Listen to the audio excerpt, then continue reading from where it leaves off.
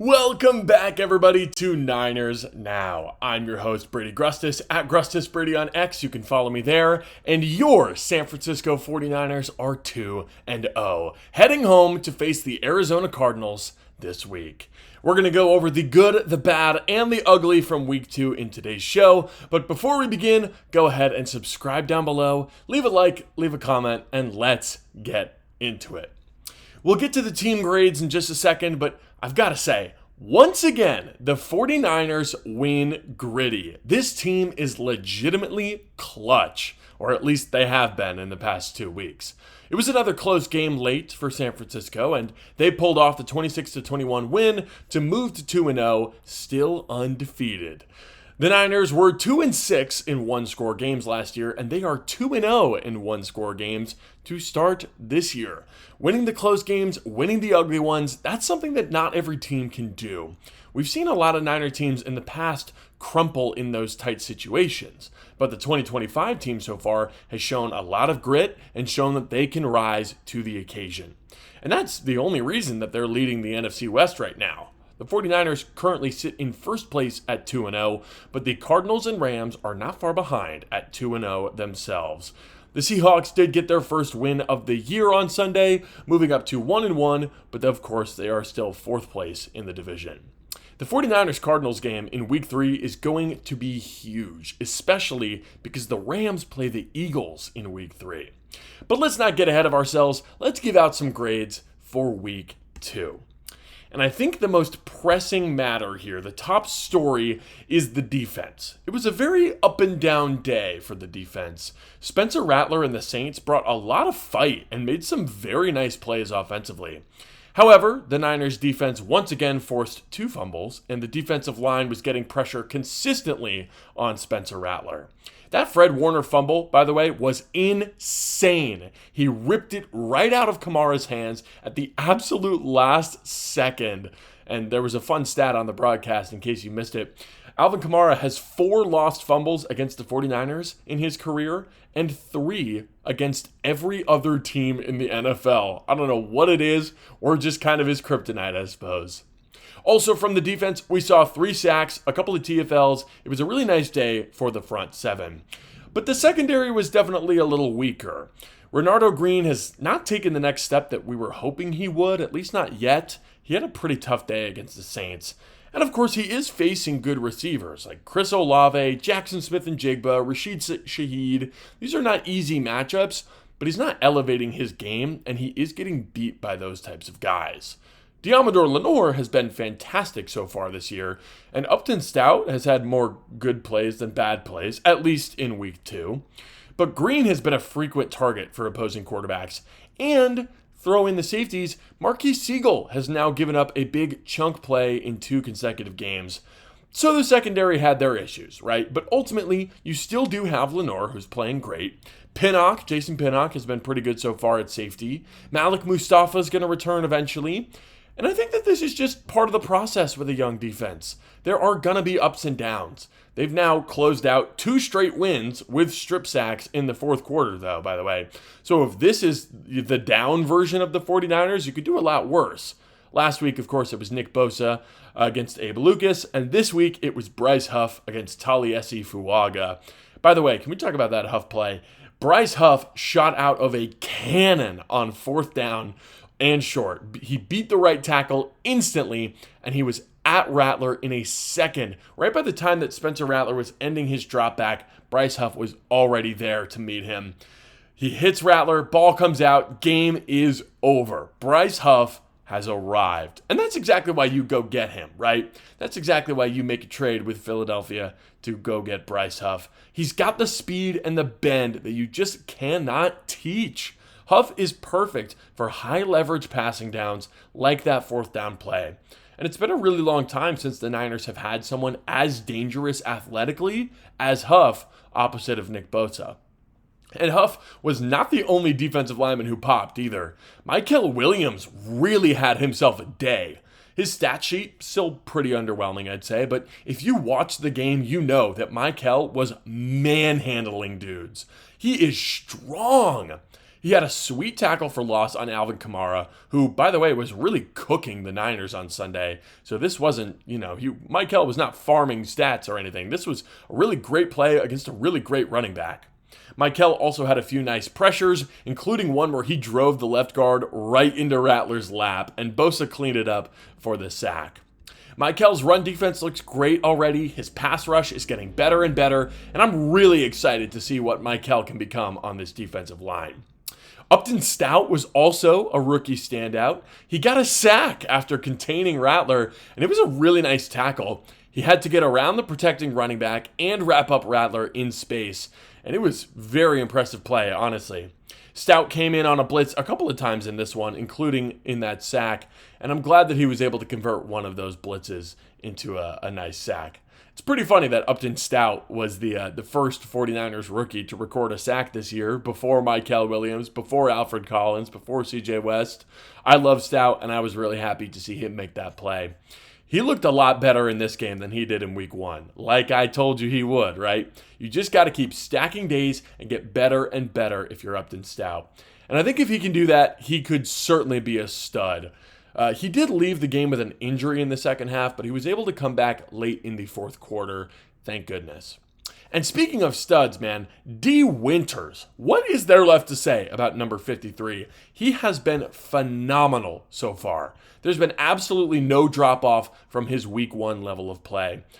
D did miss one tackle in this game, but it wasn't even his fault. He had Spencer Rattler wrapped up short of a first down, but out of nowhere, Yetur Gross-Matos comes in and accidentally tackles Winters instead of Rattler. Rattler was then able to keep his balance and run for the first down. But other than that play, Winters was outstanding once again. He is a star in the making. And remember, never wrong, just early, right? Big Winters fan right here. And I'm very happy to see him play this well for the 49ers. So all in all, I did think the defense was a little bit worse this week than they were in week 1. They gave up 3 touchdowns to Spencer Rattler and over 400 yards, I believe. Over 100 yards on the ground. But they did come up with some huge plays when they needed to. So I am going to give this defense a B. Now, real quick, I've got to talk about the special teams, all right? This was Eddie Piñeiro's debut, and he missed his very first kick as a 49er, an extra point that looked like it was about 3 yards wide. It is genuinely hard to miss a kick that bad. So as soon as that, went right at the uprights, I was rolling my eyes. I was ready for this to be another disaster of a day for the special teams. But for some context, Eddie P, as I'm going to call him, he's historically been much better with field goals than with extra points. He's only got a 90% extra point rate across his entire career, and that's not a very good number at all. We, of course, saw him miss that first extra point on Sunday.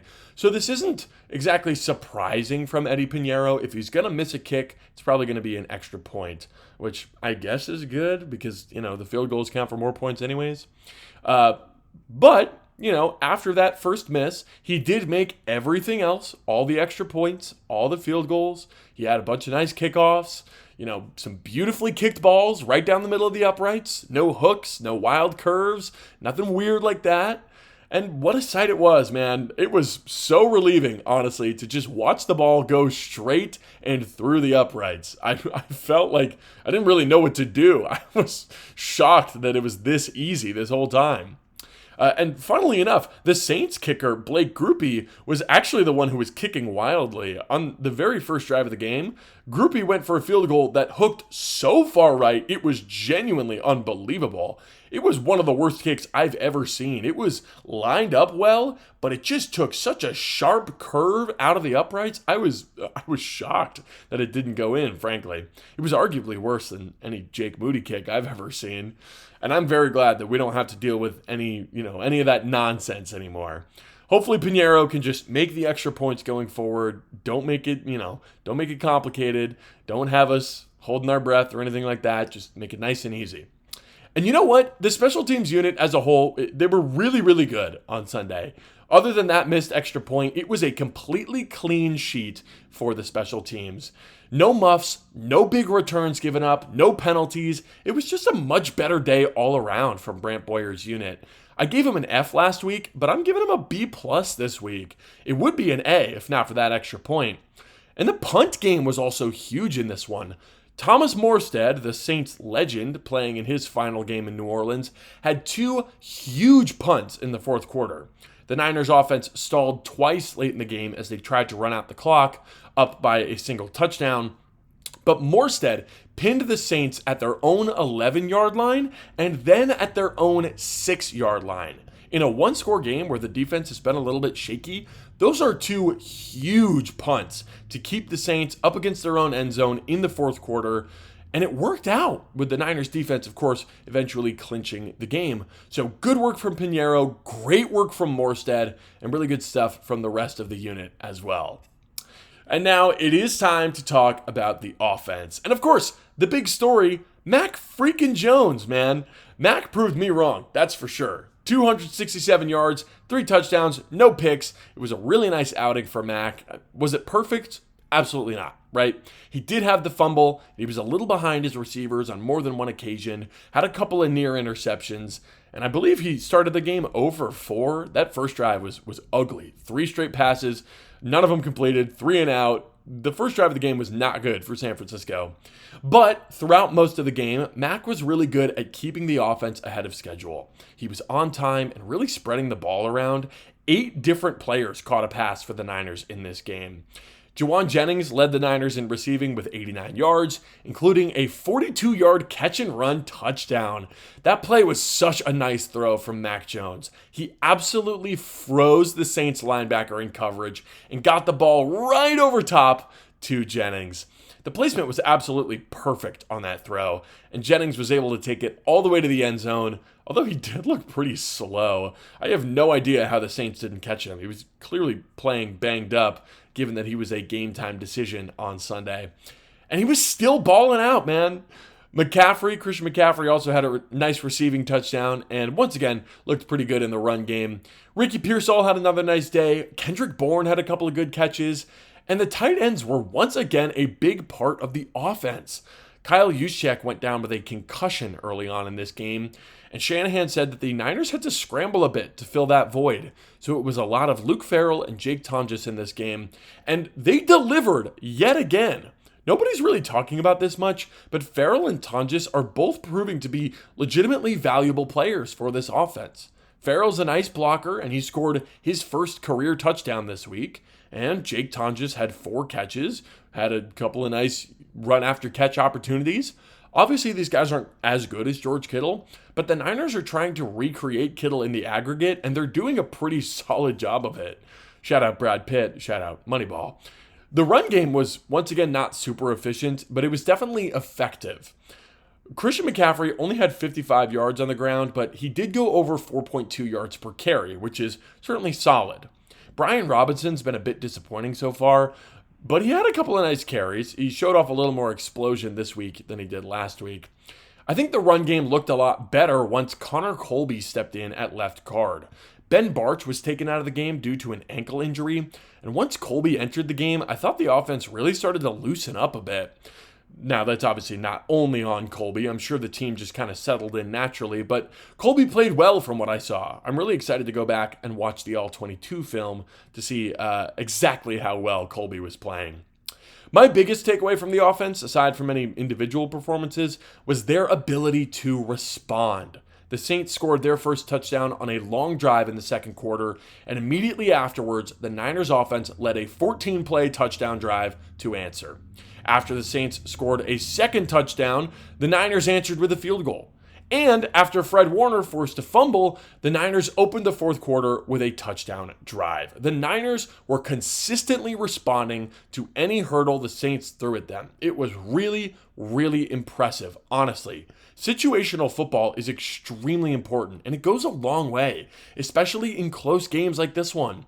The 2-minute drill at the end of the first half was nearly perfect. Mac Jones was absolutely dealing on that drive. It has been a long time since I saw a 2-minute drill that effective for the 49ers. It was teach tape. I mean, that's exactly what you would want from a 2-minute drill. I felt like last year's team really struggled with situational football, but this year's team is already looking so much better in that area, especially the offense. So I'm going to give the offense an A- for this game. I thought that nearly every time they were called upon, they delivered. So the 49ers are 2-0, just like everyone expected. There's a report out from Jay Glazer that Brock Purdy might only miss a single game, so we'll see if Brock is back in time for the Cardinals game next week. That game should be the toughest test yet, and another critical division game. The Cardinals, in case you missed it, just barely escaped with a win against Carolina. They were dominating the Panthers until a crazy comeback right at the end, and unfortunately the Panthers couldn't pull off the win, and the Cardinals will be heading into this week 2-0 to match up with the 2-0 49ers. Keep an eye out for injury updates, though, because as we all know, the Niners are very banged up, and the Cardinals had all 3 of their starting cornerbacks leave the game in week 2. So potentially a big week for Ricky Pearsall incoming. So that is all for this episode. I was wrong about Mac Jones, everybody. He did a fantastic job running the offense and dealing with pressure. I'll own it. I was wrong. But who were your top standouts from the 49ers in week 2? Do you think the Niners will stay undefeated next week? Let me know down below. And let me know if you enjoyed. Leave a comment, leave a like, and let me know if there's any topics that you'd like to see me cover. Thank you all for watching, and subscribe for 49ers videos 5 days a week. I'm Brady Grustas, at Grustas Brady on X. This has been Niners Now, and I'll see you tomorrow.